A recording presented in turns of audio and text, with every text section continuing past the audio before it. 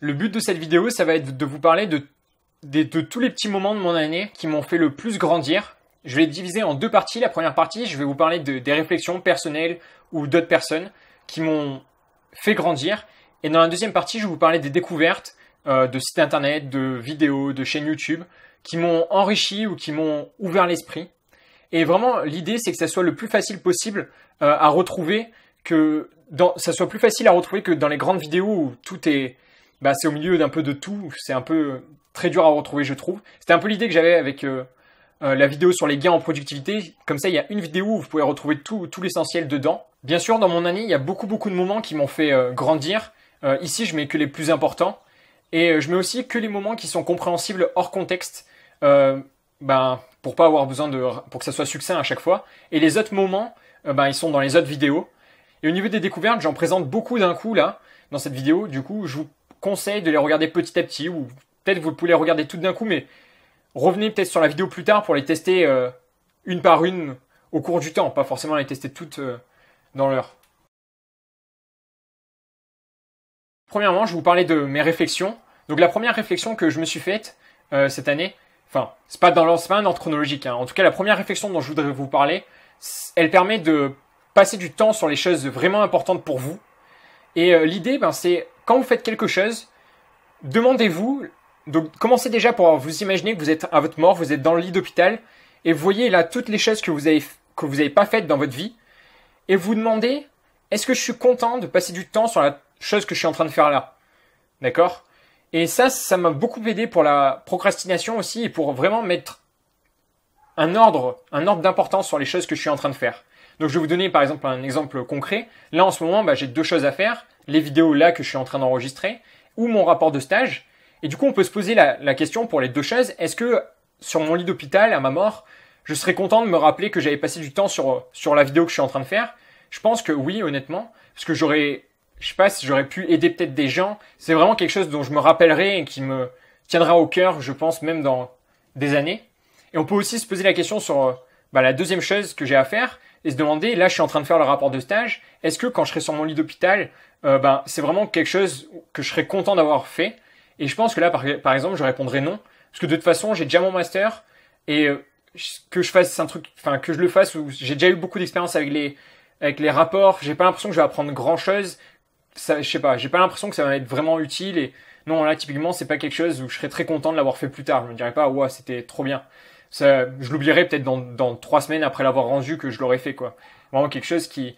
Donc du coup, ça permet de mettre un ordre d'importance sur ces deux choses-là. Et typiquement, quand vous êtes en train de procrastiner, je sais pas, que vous êtes sur YouTube ou sur Facebook, prenez 2 secondes et imaginez-vous, là, dans votre lit d'hôpital, il y a plein de choses que vous n'avez pas fait dans toute votre vie, et vous vous rappelez du temps que vous avez passé sur Facebook à scroller le profil et vous vous demandez, genre, est-ce que vraiment je suis content d'avoir fait ça dans ma vie? Et moi, il y a plusieurs moments où j'ai fait ça et immédiatement, j'ai arrêté et j'ai fait autre chose. Et gardez ça en tête. Et vraiment, le truc que je veux dire avec cette pensée, ce qu'il faut retenir, c'est demandez-vous assez fréquemment quand vous faites des choses, si au moment de mourir, si vous y repensez, est-ce que vous serez content de vous rappeler que vous avez passé du temps sur ça? La deuxième réflexion dont j'aimerais vous parler, elle permet de trouver des bonnes idées. Donc en fait, je l'ai trouvé cette réflexion dans un article une interview de Goodfellow. Alors, qui est Goodfellow? C'est l'inventeur des GAN, donc c'est quelque chose en deep learning, en intelligence artificielle. Et c'est une méthode pour générer des données d'une qualité incroyable. Au début, ça marchait pas très bien, mais maintenant, ça génère des trucs de qualité incroyable. Typiquement, c'est capable de générer des visages humains, des nouveaux visages humains, c'est-à-dire des trucs qui n'ont pas existé, mais tellement bien qu'on croit que c'est une photo, on croit que c'est un vrai visage, quoi. Actuellement, un peintre, quand vous voyez une peinture, vous savez dire que c'est une peinture. Là, ça génère des images qui n'ont pas existé, et vous n'êtes même pas capable de dire que c'est quelque chose qui a été créé artificiellement. C'est vraiment un truc qui est en train de bouleverser l'intelligence artificielle. Là, son papier, il est en train d'exploser. Bon, donc du coup, je lisais une interview de ce gars-là, et dans cette interview, il a dit un truc qui m'a vraiment, ça m'a extrêmement surpris, et il disait, les jours où j'ai un peu de temps, où je suis à mon bureau, ça m'arrive de tester 5 ou 6 idées différentes dans la journée. Et cette phrase-là, elle a eu beaucoup d'influence dans mon stage, parce que dans mon stage, j'avais cette phrase en tête, et j'ai essayé vraiment de tester beaucoup d'idées. Et ce qu'il faut comprendre, en fait, c'est que en faisant ça, en testant 5 ou 6 idées par jour, il y en a plein qui sont pas bonnes, mais vous allez beaucoup plus vite arriver à une idée qui marche, et vous allez fermer beaucoup plus vite des portes. Et donc, il y a vraiment l'idée que, et lui, ce qu'il disait, c'est qu'il lui fallait vraiment très peu de temps pour tester si une idée était bonne. C'est-à-dire qu'il va pas la pousser jusqu'au bout, jusqu'à ce qu'elle soit totalement finie d'implémenter. Il commence, il teste, puis s'il voit déjà que ça marche pas, etc., hop, il passe à une idée suivante, et il va pas jusqu'au bout. Et ben, du coup, c'est vraiment quelque chose que je veux que, en tout cas, c'est le truc à retenir de cette réflexion-là, c'est que tester vraiment vite, beaucoup d'idées et très vite, pour trouver vite la bonne idée. La troisième réflexion, c'est de ne pas hésiter à investir dans des outils ou en soi avec des formations. Donc par exemple dans des outils, moi dans la vidéo sur les gains en productivité, j'ai acheté le logiciel InSync. Donc ça coûtait 20 euros, c'est pas très cher. Ça m'a fait gagner vraiment beaucoup de temps et beaucoup d'énergie. Et grâce au temps que j'ai pu libérer à ce moment-là, j'ai pu faire des choses bien plus intéressantes qui m'ont apporté beaucoup plus de valeur. Bon, j'ai pas gagné d'argent forcément en les faisant, mais c'est des trucs bien plus intéressants pour moi dans ma vie que de passer du temps à synchroniser manuellement des fichiers, à résoudre des bugs, etc. J'ai dépensé 20 euros, c'est pas beaucoup, mais en échange, ça m'a apporté beaucoup. Donc je pense que c'est bien dans des cas comme ça. Je dis pas d'investir tout le temps sur n'importe quoi, mais quand vous sentez vraiment que ça peut vraiment vous aider, ne pas hésiter à investir dans ce cas-là. Et donc dans des outils, investir dans des outils, mais aussi investir en soi avec des formations. Par exemple, j'ai acheté des cours sur Udemy, donc je vais en parler plus tard dans ma vie. Mais les cours sont vraiment pas chers, genre ils coûtent 10 euros et c'est vraiment des cours de qualité. Et dites-vous que c'est 10 euros, mais un cours c'est quelque chose qui peut changer une vie, quoi. Enfin, c'est vraiment, les cours c'est vraiment des choses, ou les formations c'est vraiment des choses qui peuvent changer toute une vie. Et 10 euros pour peut-être bouleverser toute une vie, enfin, c'est rien du tout, quoi. Je suis prêt à pas manger un midi ou à pas me payer un repas pour ça, quoi, personnellement. Et dites-vous aussi qu'un gars qui fait un cours ou une formation, il va compiler des années et des années d'expérience dedans. Typiquement, là, j'ai suivi un cours, je vais vous en parler, mais pour économiser son argent et gagner de l'argent, etc. Et je pense que dedans, il compile en 15 heures de vidéo 10, 15, 20 années d'expérience. Donc imaginez le temps qu'il va me faire gagner en suivant ce cours-là. Enfin, il faut vraiment penser au fait que vous allez payer un cours, mais peut-être que ça va vous faire gagner en retour des années de vie.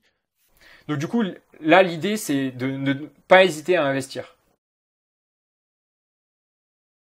La quatrième réflexion, elle va vous permettre de donner envie aux gens de faire quelque chose, ou même à vous-même de vous donner envie de faire quelque chose.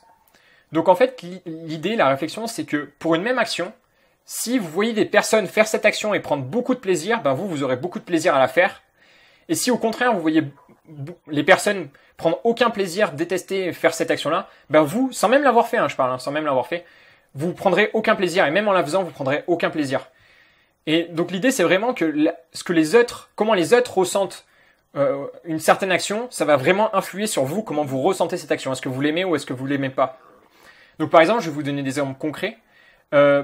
Si vous parlez à un enfant du repassage en lui disant que vous adorez repasser, que c'est quelque chose de vraiment reposant, que la chaleur vous décontracte, etc. Je pense que votre enfant il aura envie de repasser parce qu'il sentira que ça vous fait tellement de bien et il s'imaginera et ça lui procurera rien qu'en vous entendant du bien.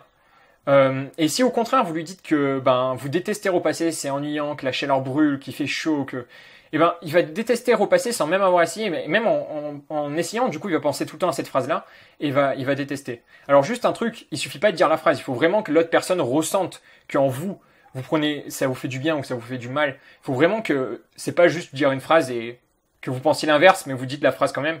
Non, il faut vraiment que au fond de vous, on sente. Donc ça demande que vous aimiez la faire déjà, cette tâche. S'il y a une tâche que vous détestez, ça suffit pas de la décrire positivement pour que les autres l'aiment. Il faut que vous l'aimiez d'abord et ensuite vous la décrivez positivement. Un autre exemple, c'est par exemple, vous parlez de la lecture à votre enfant et si vous lui dites que vous adorez lire, que vous apprenez un savoir introuvable ailleurs, que je sais pas, vous adorez tourner les pages, que c'est quelque chose de reposant, vous pouvez vous recueillir, etc. Et si vous lisez beaucoup devant lui, que vous montrez votre plaisir, etc., je pense qu'il va adorer lire. Alors que si au contraire vous dites que vous détestez lire, que c'est chiant de tourner les pages, que de toute façon dans une vidéo vous apprenez plus vite et que ça fait moins souffrir, etc., il va détester lire immédiatement, quoi. Et je pense que c'est vraiment quelque chose d'extrêmement... La manière dont on décrit les actions, comment on décrit ce qu'on fait, je pense que c'est vraiment quelque chose d'extrêmement important à garder en tête parce que si vous décrivez quelque chose positivement, vous pouvez vraiment donner envie aux gens de le faire.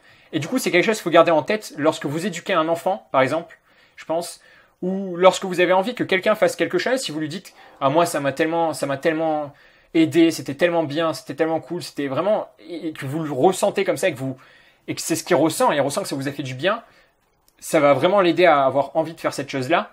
Et la troisième chose, c'est si vous avez envie de faire quelque chose, juste si vous vous forcez à imaginer tout le bien que cette action peut procurer, à faire que penser au positif, à ce qu'elle fait de bien, etc.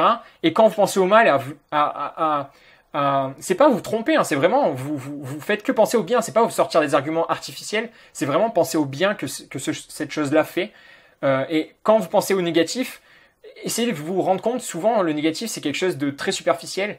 C'est pas quelque chose de, ça vous coupe pas un bras quoi. C'est quelque chose, on peut en se raisonnant, on peut se rendre compte qu'en fait c'est pas si négatif et que c'est pas si mal. Et quand vous prenez du temps, mais ça prend du temps, hein, c'est pas quelque chose qui est vous devez y réfléchir, à vous forcer à penser positivement, etc. Moi il y a des choses des fois j'ai pas envie de les faire, mais juste je prends du temps et j'analyse ce qui me donne pas envie, ce qui me bloque et ce qui m'énerve, etc. Et j'essaye de le détruire et de penser qu'au positif, etc. Et après il y a des fois où vraiment je prends même du plaisir à la fin à le faire et j'ai envie de le faire. Vraiment envie de le faire, c'est-à-dire je procrastine pas, d'un coup j'arrête et hop je le fais, et ça m'a pris, et c'est vraiment un travail mental, mais c'est pas évident, il faut vraiment avoir envie et faire cet effort-là. La cinquième réflexion, elle va vous permettre de mieux encaisser les remarques négatives, de les encaisser même sans problème, et de ne plus avoir peur de recevoir du feedback sur quelque chose que vous avez fait, et elle va vous rendre aussi, je pense, moins sensible aux arguments d'autorité. Donc cette réflexion, c'est de séparer les personnes des idées. Donc typiquement, quand vous recevez une note sur votre copie, je sais pas moi, sur un DS, sur un DM, c'est la copie qui reçoit la note, c'est pas vous. C'est l'objet copie, c'est-à-dire ce que vous avez rendu, le texte que vous avez écrit qui reçoit la note, c'est pas vous-même. Si vous recevez un 2, c'est le truc que vous avez rendu. Alors bien sûr, il est fait par vous, mais c'est pas, on vous a pas mis un 2 à vous, on vous a mis un 2 à la copie que vous avez rendue. Et ça déjà, quand vous réfléchissez comme ça fait beaucoup moins mal d'encaisser le 2, c'était la copie. C'est quelque chose d'instantané, c'est quelque chose que j'ai rendu avant. Si j'en refais une, peut-être ça sera 5. Et c'est vraiment... Sur les copies, ça aide pas mal, je pense. Et par exemple, moi sur Maître pour tous, ou sur les séminaires pour tous, on a eu forcément des retours négatifs, mais c'est pas sur moi qu'on a fait les retours, c'est sur les séminaires. Et sur Maître pour tous, c'est les objets distants, c'est pas moi, c'est des objets là-bas. On leur a fait des retours, je vais essayer de les améliorer ces objets-là. Mais c'est pas moi personnellement, on m'a pas fait des retours sur moi. Alors des fois ça arrive qu'on vous fait des retours sur vous, mais déjà il y a beaucoup de retours qu'on vous fait pas sur vous, qu'on vous fait sur d'autres choses. Donc si déjà ces retours-là, vous les gérez beaucoup mieux, ça sera un grand pas. Et à la fin, vous avez même envie d'avoir du feedback parce que quand vous faites cette distinction objet ou idée personne, en fait tout le feedback que les gens vous font sur un objet, sur une idée, sur une personne, c'est tout ce que ça va faire, c'est améliorer cette idée-là. Parce que si sur la chose que quand vous avez réalisée, on vous dit c'est pas bien, ça modifie pas la chose en tant que telle, ça la modifie pas. Par contre, ça vous dit comment l'améliorer, ça vous dit ce qui va pas et comment la rendre meilleure. Donc en fait, tout ce qu'on va vous raconter dessus, ça vous permettra juste d'améliorer ce que vous êtes en train de faire et de le faire meilleur. Donc pensez à chaque fois à dissocier vous-même de l'objet, à penser séparément. Moi, par exemple, quand on me fait un feedback sur quelque chose, j'imagine l'objet, c'est l'objet devant moi qui le prend, c'est pas moi personnellement. Et ça aide beaucoup, je pense, à accepter le feedback et à même plus avoir peur de prendre du feedback. Et juste pour finir, j'aimerais juste donner 2 citations. La première, c'est une citation d'Idriss Aberkan, mais je pense c'est une citation de Roosevelt et c'est Idriss Aberkan. Je l'ai entendu d'Idriss Aberkan, bon, pas très important. La citation, c'est « Les grands esprits discutent des idées, les petits esprits discutent des gens. » Ça, dans les débats, c'est un truc fondamental. Genre, quand les gens critiquent la personne au lieu de critiquer ses idées, ça, c'est quelque chose... c'est vraiment quelque chose qui bloque. Et les gens n'arrivent pas à distinguer idée de personne. C'est-à-dire que quand je dis dans un débat et je dis que l'idée c'est vraiment de la merde, ce que tu es en train de raconter c'est vraiment de la merde, bon je le dis pas forcément comme ça, mais dans un débat je dis que ton idée c'est vraiment de la merde, je te parle pas de toi, je parle de ton idée, d'accord? Toi t'es peut-être un gars très bien, juste là, l'idée que t'as donnée c'est vraiment de la merde. Si l'idée là, ça aurait pu sortir de ma bouche, ça aurait été quand même de la merde aussi, d'accord? Et souvent les gens font pas la distinction entre idée et personne.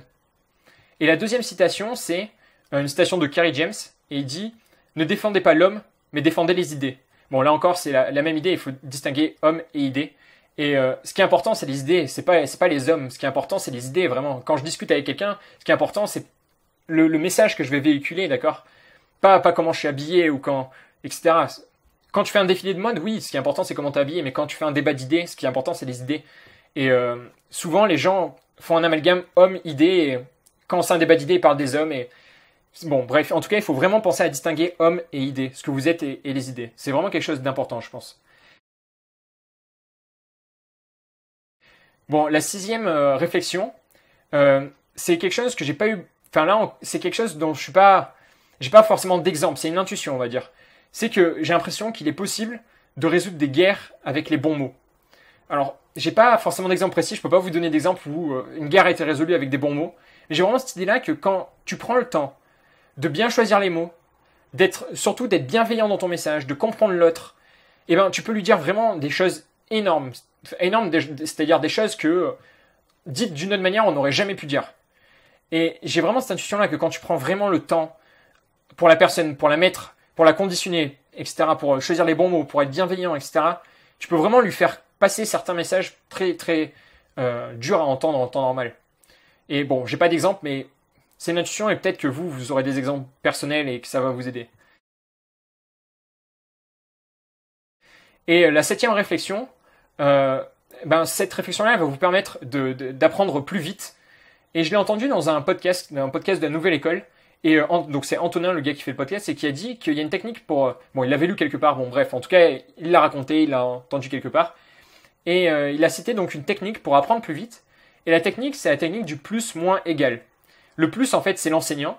Le moins, c'est l'élève. Et le égal, c'est les rivaux. Et il dit, en fait, cette technique, elle dit qu'en fait, il faut les trois. Quand vous apprenez une certaine chose, il vous faut trouver les trois. Il faut trouver un enseignant qui va vous expliquer les choses. Un élève à qui vous allez réexpliquer, parce qu'en expliquant, il y a beaucoup de choses qu'on comprend mieux. Ça nous demande de digérer tout ce qu'on a appris. Et on se rend compte aussi beaucoup des choses dont on n'a pas compris. Donc, enseignant, élève et des rivaux pour vous stimuler à apprendre plus, à apprendre plus, à apprendre plus. Et je sais pas, moi j'ai trouvé que cette formulation plus moins égale, elle est tellement simple et elle résume tellement bien ce qu'il faut faire pour apprendre le plus vite possible. Donc voilà, ça c'était la septième idée de mon année. Donc maintenant, dans cette deuxième partie, je vais vous parler plutôt des découvertes qui m'ont fait grandir. Donc dans un premier temps, là, je vais vous parler d'un site internet et d'une application, et après je vous parlerai de chaînes YouTube ou de vidéos ou de podcasts. Donc la première chose, c'est le site internet Udemy. Donc c'est un site internet où ils proposent des cours payants. Bon, ils sont payants, hein. Mais il y a beaucoup de cours, c'est-à-dire sur un nombre incroyable de thématiques qu'on n'a jamais à l'école. C'est des thématiques qu'on n'a jamais à l'école. Bon, il y en a qu'on a à l'école, mais il y en a qu'on n'a jamais à l'école. Et les cours, je trouve, sont d'une qualité... Enfin, pas tous, mais en tout cas, il y a vraiment des cours... Pas tous. Je connais pas trop l'application, mais en tout cas, j'ai vraiment l'intuition qu'il y a vraiment des cours exceptionnels dedans. Et il y a des cours en français, beaucoup moins en français, mais beaucoup en anglais, beaucoup en anglais. Et les prix, en fait, normalement, c'est 200 €, je pense, en général. Mais, en fait, si vous n'utilisez pas les cookies, c'est-à-dire, par exemple, si vous mettez en navigation privée, vous pouvez avoir quasiment tous les cours pour 10 €. Vraiment. C'est incroyable. C'est-à-dire qu'ils ont juste une technique commerciale. Et en fait, dès que vous arrivez sur le site, si vous êtes le premier visiteur, ils vont vous proposer les cours à 10 €. Puis quand vous revisiterez, ça sera après à 200 €. Et le but, et il y a un timing en général. Ils vous disent dans 6 heures, ça repasse à 200 ou un truc comme ça. Et ben le but, c'est de vous faire acheter immédiatement. Mais si vous savez qu'en fait, quand vous effacez les cookies ou alors quand vous mettez en navigation privée, ben du coup, ils recommencent, ils vous reproposent les cours à 10 € et avec un timing. Ben du coup, en fait, vous pouvez acheter tous les cours à 10 €. Donc ça, c'est quelque chose à savoir. Et moi, par exemple, j'ai pris plusieurs cours. Alors, j'ai pris un premier cours qui est sur économie, économise, protège et fait plus d'argent.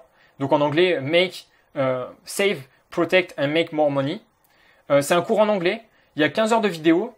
Et pour l'instant, j'ai vu que 10%, donc je peux pas très bien en parler. Mais je pense honnêtement que c'est un cours qui vaut genre 1000 fois 10 €. Ça, c'est un cours où, genre, d'ailleurs, c'est ce que le gars dit en introduction du cours. Il dit, si vous achetez mon cours, il sera rentabilisé dès que vous appliquerez les conseils. Mais je pense honnêtement que c'est vrai. Parce que j'ai vu 10% de la vidéo, 10% du cours déjà. Donc, 1 heure ou 2 heures. Et j'ai appris énormément de choses. Et vraiment, je vous conseille de regarder. C'est vraiment quelque chose où je pense on économise beaucoup. L'idée phare, c'est que l'argent, vous allez l'investir à certains endroits qui vont vous rapporter... pas des milliers des cents, vous ne deviendrez pas riche immédiatement, non, pas du tout, mais qui vont repartir assez pour faire gagner de l'argent, fructifier et qu'au cours des années, dans 20 ans ou dans 30 ans, vous ayez beaucoup plus d'argent. Et voilà, donc ça c'est le premier cours. Le deuxième cours s'appelle Écriture de Ninja, les quatre étapes pour maîtriser l'écriture. Là, j'ai vu 0% du cours pour l'instant. Il y a 5 heures de vidéo, mais j'ai vu juste, il y a une présentation à chaque fois et ça m'avait beaucoup intéressé. Et le dernier cours que j'ai pris, c'est Blockchain, de A à Z. Là, il y a 15 heures de vidéo et j'ai vu 0% pour l'instant. Juste, je tiens à faire 2 remarques. La première remarque, c'est que je vous conseille vraiment d'acheter un seul cours à la fois. Moi, dans mon cas, j'en ai acheté 3, mais en fait, c'est parce que quand j'ai acheté les 3 cours, j'étais pas au courant qu'à la fin du temps imparti qui me montrait, je pourrais encore acheter des cours à 10 euros. Du coup, je me suis dit, attends, les cours coûtent 200. Là, si je les achète maintenant, ils coûtent 10 euros. J'ai l'impression que c'est vraiment des cours de méga qualité. Bon, bah, je vais les acheter maintenant. Bon, en gros, je me suis fait avoir, entre guillemets, ou en tout cas, ils ont très bien joué. Leur marketing est très bon. Et, enfin, moi, je trouve que c'est très bien ce qu'ils font. Tant mieux pour eux s'ils gagnent des gens, enfin, s'ils gagnent de l'argent comme ça. Ils proposent déjà du contenu de super qualité. Et la deuxième chose, c'est que vraiment, les cours ne coûtent que 10 euros. Et 10 euros, c'est tellement peu cher, je trouve, pour ce que c'est. Alors, je vous dis absolument pas d'acheter des cours à tire-larigot. Genre, il faut vraiment que vous sentiez que vous en avez besoin. C'est pour ça que je vous dis de faire un par un. Quand vous en avez fini un premier, vous en achetez un deuxième. Mais 10 euros pour peut-être changer votre vie, c'est absolument rien, quoi. La deuxième chose dont je vais vous parler, c'est une application qui s'appelle Podcast Go. Et en fait, c'est une excellente application Android qui va vous permettre d'écouter les podcasts. En fait, dans mon année, j'ai découvert les podcasts grâce à Vadim. Je connaissais pas du tout les podcasts avant, j'avais jamais écouté. Et j'ai découvert aussi cette application-là, qui est vachement utile. Donc, en fait, dedans, vous avez plein de fonctionnalités. Vous pouvez télécharger les podcasts. Vous avez des alertes quand il y a des nouveaux podcasts qui sortent. Il y a un super bon outil de recherche. Vous pouvez super facilement trouver plein de podcasts. Et grâce à cette application, j'ai découvert beaucoup de podcasts. Je vais en parler un peu dans la suite. Et l'avantage des podcasts, c'est que vous pouvez en fait les écouter partout. Vous pouvez les écouter dans le bus, en marchant, etc., etc., etc. Et j'ai trouvé qu'à travers ça, il y avait une nouvelle manière de se concentrer. Et je trouve même que ça aide à se concentrer sur ce que la personne dit, quoi. On n'est plus distraite et il n'y a que la voix de la personne. Enfin, je trouve que c'est vraiment une super découverte que j'ai fait dans mon année, les podcasts. Bon, maintenant, je vais vous parler de certaines vidéos qui m'ont marqué là dans mon année, qui m'ont fait grandir. La première vidéo, c'est une vidéo sur les bosons de Higgs de Étienne Klein. Alors, dans une autre vidéo en fait qu'il avait faite sur la même chaîne YouTube qui s'appelle Thinkerview, Étienne Klein avait dit quelque chose du genre faudrait que je fasse une vidéo sur les bosons si je veux en parler. Là, il lui demandait de parler des bosons, il disait que c'était quelque chose de très compliqué, il faudrait une vidéo. Et les mecs l'ont pris au mot et lui ont dit si vous voulez, vous revenez, vous allez faire une vidéo entière sur les bosons de Higgs. Et du coup, il a tenu parole et il est revenu, il a fait cette vidéo-là. Et la vidéo, alors je recommande pas forcément la vidéo pour ce que j'ai appris sur les bosons de Higgs, c'était très très intéressant. J'ai appris beaucoup, mais je veux dire, c'est pas quelque chose qui m'a bouleversé d'apprendre que... Bon, mais en tout cas, c'était très intéressant. Surtout la vidéo, pourquoi elle m'a fait grandir, c'est parce que, genre, Étienne Klein, il a fait vraiment un cours. C'est un cours, je trouve, extraordinaire. C'est-à-dire que c'est extrêmement compréhensible, c'est grand public, je pense, honnêtement. Ou alors, il faut avoir fait un tout petit peu de physique, mais c'est vraiment très bien expliqué. C'est un orateur incroyable, il a aucune note ou quasiment, ça tient dans un tout petit bout de papier, il tient 1 heure et c'est super bien fait. Alors peut-être qu'il s'est beaucoup entraîné avant, je sais pas comment il fait, mais en tout cas, c'est très peu de notes. Et le tableau est ultra propre. Genre, c'est un exemple d'enseignement, je pense. C'est typiquement un exemple d'enseignement. Moi, j'adore écouter ce mec, il parle super bien. Et là, c'était typiquement... Ça, c'est un truc qu'il faut regarder si vous voulez être prof. Genre, regardez ça, regardez comment il fait. Vous apprenez beaucoup, je pense, dans cette vidéo-là. Ensuite, il y a une autre vidéo qui m'a marqué dans mon année. Ça s'appelle Penser la société de demain à travers l'écologie de Idriss Aberkan. Il y a 3 parties, elles durent 3 heures, donc ça m'avait pris beaucoup de temps. Bon, après, je regarde souvent les vidéos en 1,5 ou en x2 ou en x1, mais ça prend quand même beaucoup de temps, 3 heures. Et là encore, c'est une vidéo incroyable. Et alors, il parle de l'économie de la connaissance. Il y a une phrase qui dit à un moment que j'ai trouvé vachement intéressante. Il dit le savoir, quand on le partage, ou la connaissance, quand on la partage, elle se multiplie, elle se divise pas. Contrairement à tous les autres biens qu'on a, quand on les partage, ils se divisent. Le savoir ou la connaissance, quand on la partage, elle se multiplie. Et je trouve que c'est extrêmement intéressant. C'est-à-dire que quand là je fais une vidéo, je suis pas en train de m'enlever du partage. Je suis en train d'en donner à des tonnes et des tonnes et des tonnes et des tonnes de gens. Et de la connaissance, pardon. Je suis en train de donner la connaissance à des tonnes et des tonnes de gens. Et ça, c'est un truc ultra intéressant que je trouve. Et du coup, ça explique l'impact de la connaissance que ça peut avoir sur les gens. C'est-à-dire qu'une vidéo, ça peut changer la mentalité de tonnes et des tonnes de personnes. Il parle aussi du biomimétisme et de la blue economy. Et là aussi, je trouve que c'est un orateur extraordinaire. C'est-à-dire que 3 heures de vidéo, moi, j'ai pas décroché pendant 3 heures. Le mec parle tellement bien, c'est tellement intéressant ce qu'il raconte. Enfin voilà. Après, il a fait beaucoup de vidéos sur les mêmes thématiques, elles se répètent beaucoup. Mais là, vous aurez 3 heures de vidéos excellentes et il parle de beaucoup de sujets très intéressants. Et la troisième vidéo que j'ai vue qui m'a pas mal marqué, c'est Nos idées ne valent rien de Rurk. Et dans cette vidéo, il parle donc de la place des idées et de l'importance qu'on leur donne. Et lui, ce qu'il dit, c'est qu'il faut vraiment pas sacraliser les idées. Que, en fait, les idées, c'est bien, ok. mais ce qui est vraiment le plus important, c'est l'exécution. Et il dit aussi un autre truc intéressant, il dit qu'il faut vraiment pas avoir peur de parler de ses autres idées, de ses idées aux autres, pardon. Et il donne beaucoup d'arguments pour ça, donc je vous laisse regarder la vidéo. Mais c'est une vidéo très très intéressante, je pense, parce qu'il y a beaucoup de gens qui ont peur de parler de leurs idées, de peur qu'on les leur vole. Et en fait, ils auraient peut-être beaucoup plus intérêt à en parler et à désacraliser toute l'importance qu'il y a autour des idées. Maintenant, je vais vous parler de 5 chaînes YouTube qui m'ont marqué dans mon année. La première, c'est pas une chaîne YouTube en fait, c'est plutôt un podcast. Si, c'est une chaîne YouTube en fait, aussi. S'appelle Nouvelle École de Antonin. Et en fait, dans cette chaîne YouTube ou dans ce podcast, ce qu'il fait, c'est qu'il interviewe des personnes. Et je trouve que ces interviews, elles sont de très très bonne qualité. C'est un très très bon intervieweur, c'est-à-dire qu'il est bienveillant dans ses questions. Il a vraiment envie de comprendre l'autre. Il pose beaucoup de questions de curiosité. Ces questions sont toujours très intéressantes, je trouve. Enfin, c'est très agréable de l'écouter. Et les interviews sont vraiment très intéressantes parce que il pose des questions personnelles. Vraiment, c'est vraiment très très intéressant. Par exemple, il a fait des interviews sur Rémi Gaillard, sur Carlito de McFly et Carlito, sur Valentine Colassante, c'est une danseuse étoile, sur Laura Gilly ou Gilly, je sais plus. C'est une photographe, sur Anna Paulina qui est une actrice X, etc. Beaucoup d'interviews très intéressantes. Et ça, donc vous pouvez le trouver sur YouTube ou sur Podcast Go. Là maintenant, je vais vous parler de chaînes. C'est un peu différent de la chaîne dont je vous ai parlé. Et c'est des chaînes un peu particulières pour moi. Déjà, c'est des chaînes... Enfin, pour moi, je veux dire, c'est un style de chaîne un peu particulier. C'est des chaînes inspirantes, je pense. Et c'est des chaînes que j'appellerais mindset. C'est-à-dire qu'en les écoutant, vous allez en fait changer d'état d'esprit petit à petit. Il y a des très très bonnes vidéos. Mais c'est surtout, à force de les écouter, etc., petit à petit, ça vous change votre état d'esprit. Et là, à chaque fois, je vais vous citer une vidéo de ces chaînes-là.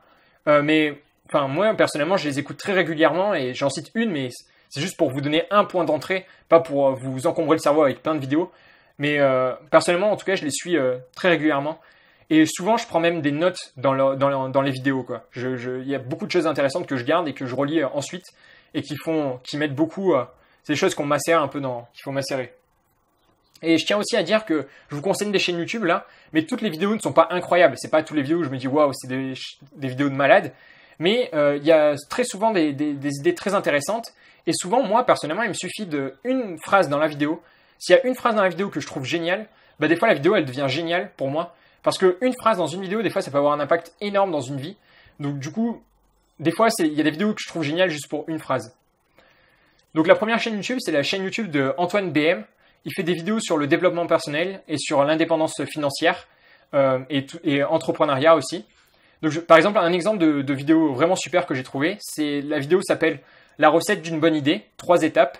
Et dans cette vidéo, il parle par exemple de la méthode des 50 idées. C'est un peu similaire à ce que disait Goodfellow avec le fait de tester beaucoup d'idées. Et il parle aussi de l'excellente vidéo de Steve Jobs à Stanford, que du coup j'ai regardé, et qui est aussi pour le coup très très intéressante, la vidéo de Steve Jobs à Stanford, mais il en parle, et enfin je vous laisse regarder cette vidéo.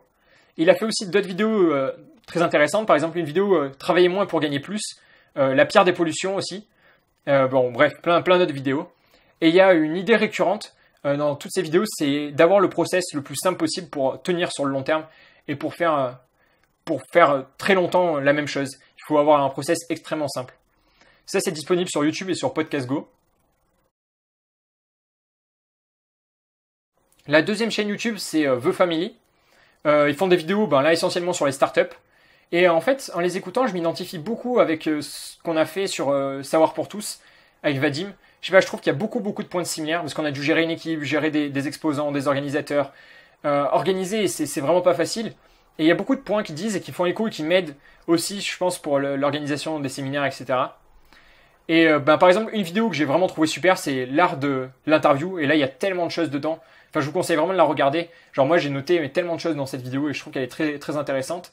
Il y a aussi plein d'autres vidéos, par exemple, être CEO de start-up, les règles de base, quelles sont les qualités de l'entrepreneur, les erreurs les plus communes chez les entrepreneurs, etc. etc. Donc, c'est des vidéos start-up, bien sûr. Mais même si c'est start-up, on peut quand même trouver des choses très, très utiles pour sa vie de tous les jours et pour la manière dont on vit, je trouve. Vraiment très intéressant en tout cas. Et beaucoup des vidéos sont faites par Oussama Ammar. Et je trouve que ce mec, là encore, c'est un orateur excellent, quoi. C'est vachement important d'avoir des orateurs comme ça. Tu l'écoutes et il peut te raconter n'importe quoi et tu as envie de l'écouter. Je sais pas, il est super intéressant à suivre. Là, par contre, c'est disponible que sur YouTube, pas Podcast Go. Ensuite, je voudrais vous parler de la chaîne YouTube de Jean Rivière. Il fait des vidéos sur le développement personnel et sur le marketing naturel. C'est un nouveau truc qu'il a introduit. Il faisait pas ça avant, il a changé radicalement un peu, enfin radicalement je veux dire. Il a changé de type de vidéo là, mais ces vidéos sont très très intéressantes, vraiment encore très intéressantes. Là encore, hein, c'est pas toutes les vidéos, mais il y a souvent des très bonnes idées, etc. Donc je vous conseille de les suivre. Moi je les suis tous. Hein. Et c'est une personne, Jean Rivière, c'est une personne qui est extrêmement efficace. Et je trouve que genre, rien que regarder comment elle fait, ça donne tellement d'inspiration. Enfin, c'est vraiment une personne, c'est incroyable ce qu'elle fait, je trouve, en si peu de temps. Alors, je sais pas, je suis pas dans sa vie, donc je sais pas si tout ce qu'elle fait, si tout ce qu'il décrit, c'est vraiment ce qu'il fait, etc. Mais en tout cas, c'est vraiment très très intéressant d'entendre ce qu'il raconte, je pense. Et un exemple de vidéo vraiment super, c'est Vidanger son cerveau. Et dedans, il explique un système de planning récurrent pour libérer son cerveau et pour automatiser et pour faire les choses avec beaucoup moins, en dépensant beaucoup moins d'énergie, que ça devienne des automatismes, etc. et faire beaucoup plus du coup. Ça, c'était très intéressant comme vidéo. Et puis il y a d'autres vidéos très intéressantes. Produits que tu veux vendre, des cahiers entiers d'idées, réussir ses projets, le framework, etc., etc., etc. Et là encore, il a une idée récurrente, c'est qu'il faut avoir les process les plus simples pour tenir sur le long terme. Et ces vidéos sont disponibles sur YouTube et sur Podcast Go.